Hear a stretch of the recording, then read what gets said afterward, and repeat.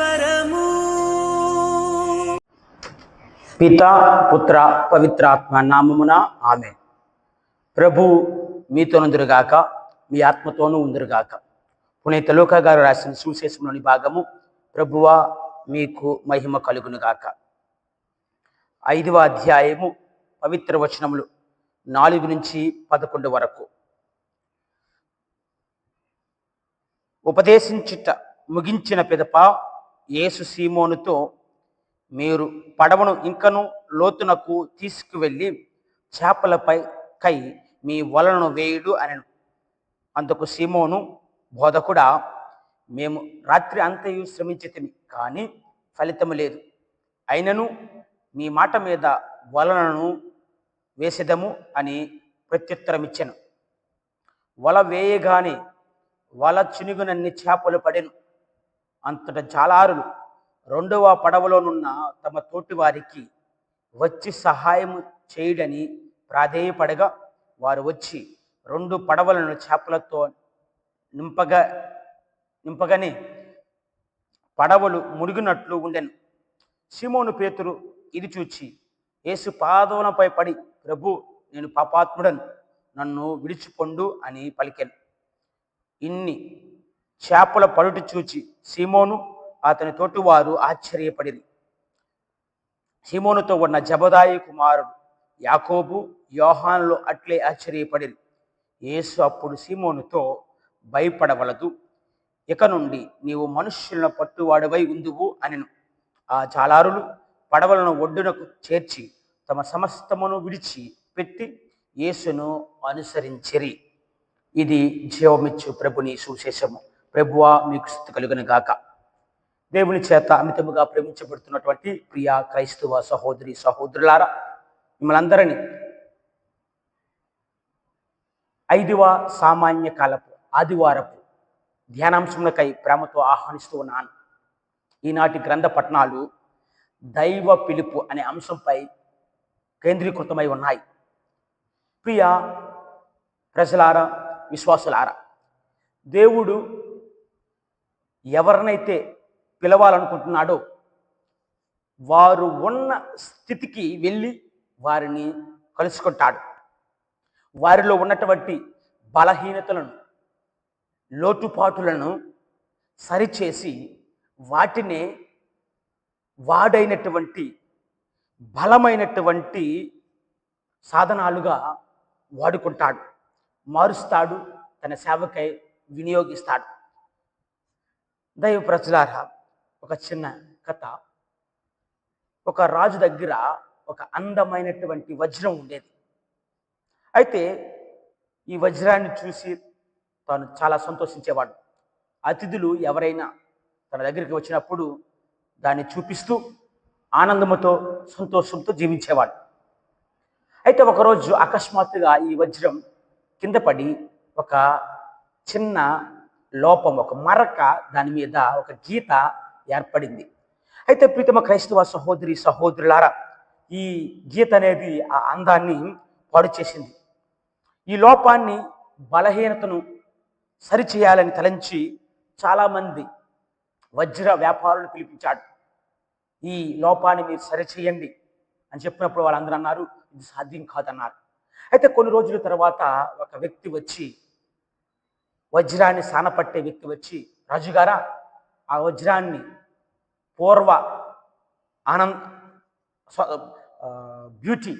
పూర్వ అందాన్ని దానికి తీసుకొస్తాను, ఆ వజ్రానికి ఉన్నటువంటి ఆ మరకని తీసివేసి, ఒకవేళ కుదిరితే పూర్వ వైభవం కంటే, పూర్వపు అందానికంటే ఎక్కువగా అందంగా కనిపించే వజ్రాన్నిగా నేను తయారు చేస్తానని చెప్పి కొన్ని రోజుల తర్వాత ఆ వజ్రాన్ని ఒక లాకెట్లో తీసుకుని వచ్చాడు.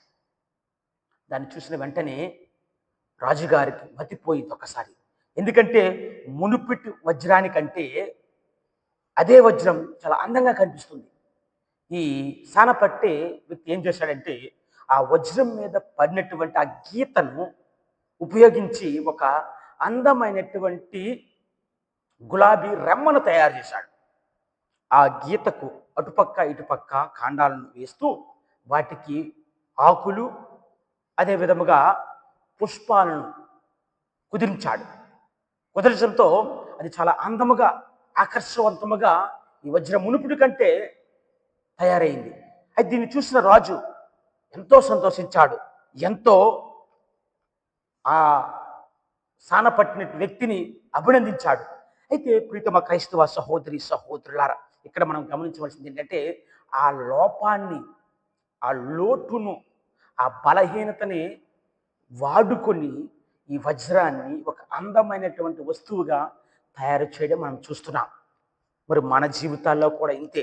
దైవ ప్రజలారా, ఎప్పుడైతే మనం సంపూర్ణముగా, పూర్తిగా మన జీవితాలను ప్రభువునకు సమర్పిస్తామో, మనలో ఉన్నటువంటి బలహీనతలు కావచ్చు, లోటుపాట్లు కావచ్చు, ఆయన దేవుడు తన సేవకై వాటిని బలముగా, శక్తివంతముగా మారుస్తాడు.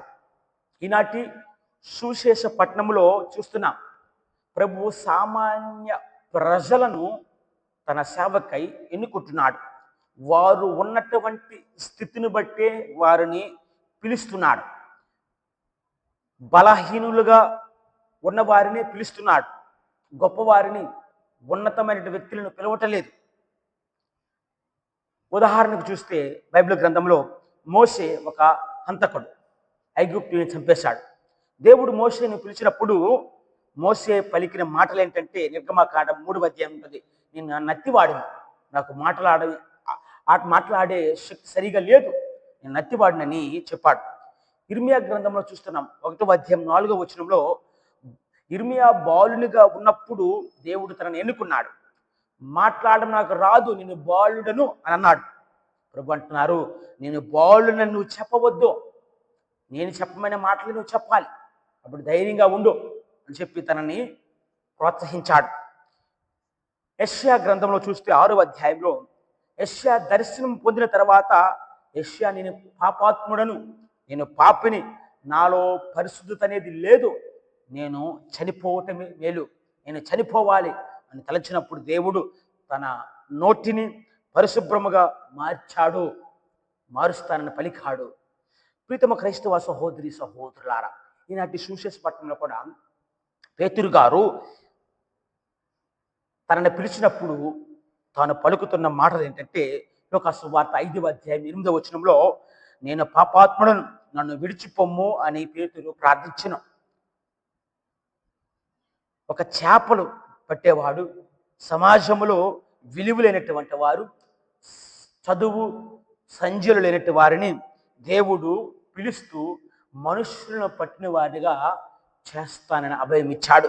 ప్రీతమ క్రైస్తవ సహోదరి సహోదరులారా, తన సేవకై బలముగా వాడుకుంటానంటున్నాడు. లూకాసు వార్త చూస్తున్నాం 5వ అధ్యాయంలో చూస్తే 2వ వచనం నుంచి, వారు రాత్రంతా కూడా చేపలు పట్టినప్పుడు వారికి ఏమీ దొరకలేదు కాబట్టి నిరాశ నిస్పృహలలో ఉన్నారు. అలాంటి సమయంలోనే దేవుడు ఒక్కొక్కసారి వస్తుంటారు.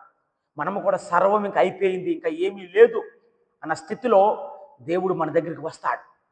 తన పవిత్ర ఆత్మ ప్రేరణల ద్వారా మన వెనుతొట్టుతుంటాడు. వాటిని మనం గమనించాలి, వాటికి స్పందించే విధముగా మనం ప్రయత్నించాలి. అయితే ప్రీతమ క్రైస్తవ సహోదరి సహోదరులారా, నిరాశలో ఉన్నప్పుడు ప్రభు వచ్చాడు. చివరికి ఏమంటున్నాడంటే, పడవను ఇంకను లోనికి తీసుకువెళ్ళి వలలు వెయ్యండి, నేను మీతో ఉన్నాను అని చెప్పాడు. అప్పుడు పేతురు, మేము రాత్రంతా శ్రమించాము, కానీ నీ మాట చెప్పున, నీ మాట విశ్వసించి నేను వలన వేస్తున్నానని చెప్పాడు. చివరికి పేతురు తన జీవితంలో ఒక అద్భుతాన్ని చూశాడు. మరి పవిత్ర గ్రంథంలో దేవుని యొక్క మాట మీద ఆధారపడడం అనేది చాలా ముఖ్యమైనది. మరియతలను చూస్తున్నాం, గాబ్రియేలు శ్రమణుడు వచ్చి ఈ విధంగా నువ్వు గర్భము ధరించి కుమారుని కంటావు అన్నప్పుడు, మరియ తల్లి దేవుని యొక్క ప్రణాళిక శిరస్సు వంచి, నేను ప్రభువు దాసురాలను, నీ మాట చొప్పున నాకు జరుగునుగాక అని చెప్పి దేవునిపై, అతని వాక్కుపై పూర్తి విశ్వాసముతో నమ్మకముతో ముందుకి నడిచింది. అదే విధముగా కానా పెండ్లి విందులో చూస్తున్నాం, మరియ తల్లి అక్కడ ఉన్నటువంటి దాసులకు చెప్పిన మాట ఏంటంటే, ఆయన చెప్పినట్లు చేయండి. మరి వారందరూ కూడా, అక్కడ ఉండే పని వారందరూ కూడా ప్రభు చెప్పినట్లు చేశారు. చివరికి నీరు ద్రాక్షరసముగా మారింది. అద్భుతాన్ని వారందరూ కూడా కనులారా చూచారు. శతాధిపతిని చూస్తున్నా. నీవు ఒక్క మాట పలికినా నా సేవకుడు స్వస్థ పొందుతాడు. ప్రభు పలికి ఒక్క మాట చాలు అని విశ్వాసంతో నమ్మాడు. యోహాను సువార్త 6వ అధ్యాయం 68వ వచనంలో పేతురు గారు మిగతా శిష్యులను ప్రభు చూసి, మీరు కూడా వెళ్ళిపోతారా అంటే పేతురు గారు వెంటనే లేచి అన్నాడు, ప్రభు, మేము ఎవరి వద్దకు పోదుము? నీవు నిత్య జీవపు మాటలు కలవాడు. నీవు నిత్య జీవపు మాటలు కలవాడు. Whom shall we go? For you have the words of eternal life. ప్రీతమ క్రైస్తవ సహోదరి సహోదరులారా, పేతురు క్రీస్తు ప్రభు మాటల మీద ఉన్నటువంటి నమ్మకాన్ని అక్కడ బహిర్గతం చేశాడు. మరి ముందు మనమందరం కూడా దేవుని వాక్యాన్ని బోధించి వలలు వేయమని క్రీస్తు ప్రభు చెప్పడం మనం చూస్తున్నాం. మరి మన జీవితాల్లో కూడా అదృష్టంతో పాటు మన జీవితాల్లో కూడా అద్భుతం జరగాలంటే ఏముండాలంటే వాక్యాన్ని వినాలి, వాక్యాన్ని చదవాలి. మరి దేవుని యందు విశ్వాసం ఉంచాలని కూడా వాక్యం సెలవిస్తుంది. ఎందుకంటే చేపలు ఎప్పుడు ఎక్కడ దొరుకుతాయో క్రీస్తు ప్రభువు కంటే పేతురు గారికి తెలుసు. వాళ్ళ వృత్తి అది. కానీ ఒక వడ్రంగి కుమారుడు చేపలు పడతాయి చెప్పినప్పుడు నైపుణ్యం లేనివాడు, పరిణతి చెందినవాడు పేతురు మాటలను పక్కన పెట్టి పేతురుతో అంటున్నాడు, వలను లోనక వెయ్యండి. మరి పేతురికి అన్నీ తెలుసు, కానీ వాటన్నిటి కూడా పక్కన పెట్టి క్రీస్తు ప్రభు చెప్పినటువంటి మాటలు విన్నాడు. ఆ మాట మీద పూర్తిగా విశ్వసించాడు. చివరికి తన జీవితంలో అద్భుతాన్ని చూశాడు. వారి యొక్క వలలన్నీ కూడా చేపలతో నిండాయి. ప్రీతమ క్రైస్తవ సహోదరి సహోదరులారా, మరి మనము కూడా పేతురు ఏ విధముగానైతే నమ్మకంతో ఉన్నాడో, వలలు చేపలు పడితే సరిపోదు, మన జీవితాలు కూడా చేపలు పడ్డాయిలే అని ఆగిపోతే సరిపోదు. మన జీవితాన్ని ప్రభువునకు సమర్పించాలి. అద్భుతాన్ని చూసిన తర్వాత పేతురు గారు తన అయోగ్యుడనని, తనకు యోగ్యత లేదని ఒప్పుకున్నాడు. యేసు పాదం మీద పడి, నేను పాపాత్ముడిని, నా నుండి దూరంగా వెళ్ళి ప్రభువా అని ప్రార్థించాడు. మరి మనల్ని కూడా ప్రభు ప్రతిరోజు తన శిష్యులుగా ఉండడానికి ఆహ్వానిస్తూ ఉన్నాడు. మరి ఆహ్వానిస్తున్నట్టు మనము కూడా మన జీవితాలు అర్పిస్తూ మన యోగ్యత ఎంతవరకు ఉందని ఆత్మ పరిశీలన చేసుకొని ప్రభువునకు మన జీవితాలు సమర్పిస్తున్నామా, మన పాపపు జీవితాలు ఒప్పుకుంటున్నామా? చాలా వరకు దేవుని సన్నిధికి వచ్చి మన పాపాలు కప్పుకుంటాం. అది మంచిది కాదు. దేవుని సన్నిధిలో మనం ఒప్పుకోవాలి, పాపాలను ఒప్పుకోవాలి, కప్పుకోకూడదు. కాబట్టి ప్రీతమ క్రైస్తవ సహోదరి సహోదరులారా, పేతురు ఎప్పుడైతే తన పాపాలను ఒప్పుకున్నాడో పేతురును మనుషులను పట్టిన వారిగా మార్చేశాడు. మనుషులను పట్టేవారిగా ప్రభువు పేతురును మార్చేసి రక్షణను చూపేవాడిగా మారాను, రక్షణను చూపించను. మరి ప్రీతమ క్రైస్తవ సహోదరి సహోదరులారా, మన జీవితాల్లో కూడా ప్రభువు ఇస్తున్నటువంటి ఆహ్వానాన్ని మన్నిస్తూ మనము కూడా రక్షణ మార్గంలో నడుస్తూ మరెన్నో ఆత్మలను మనము కూడా దేవుని వైపు మరల్చే విధముగా మన యొక్క పిలుపును, మన జ్ఞానస్నానము ద్వారా అందుకున్న పిలుపును పూర్తి చేయడానికి మన యొక్క అనుదిన జీవితంలో ప్రయత్నించుదాం.